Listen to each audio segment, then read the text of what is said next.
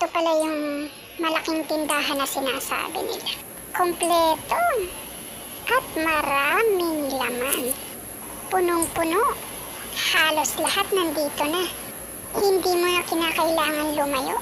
Nandito na lahat. Uy, may load din pala sila at saka Gcash. Tama-tama. Ano po yun? Wala naman. Tiningnan ko lang itong tindahan mo. Opo. Malaki siguro ang naging puhunan mo dito, no? Bago mo na-achieve to. Ikaw lang ba nagpapatakbo ng business mo? Wala kang kasama? Wala kang katulong sa pagtitinda? Kanina pa to. Ano kaya kailangan nito?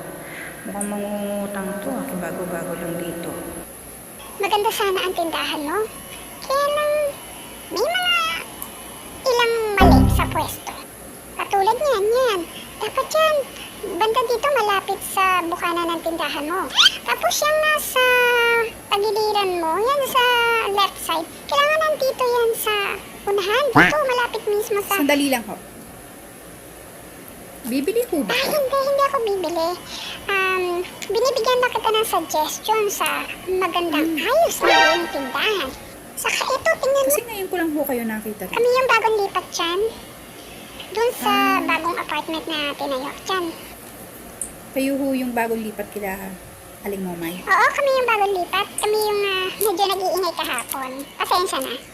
Ayan, ayusin mo yan. Ito, dapat to. Ilalagay mo May to. problema ho ba tayo? Wala naman. Gusto ko lang naman kasi makipagkaibigan sa'yo. Uy, masama ba yun? Sandali lang ho. Nung lumipat ho ba kayo dyan kila Aling Momay? Nakialam ho ba ako? Hindi.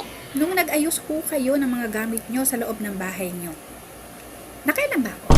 Hindi rin. O hindi naman pala eh. Bakit kayo nakikialam sa ayos ng tindahan ko? Ito naman, ang sungit-sungit mo. Para nabibigay lang ako ng suggestion. Masama ba? Buti may bumibili pa sa'yo.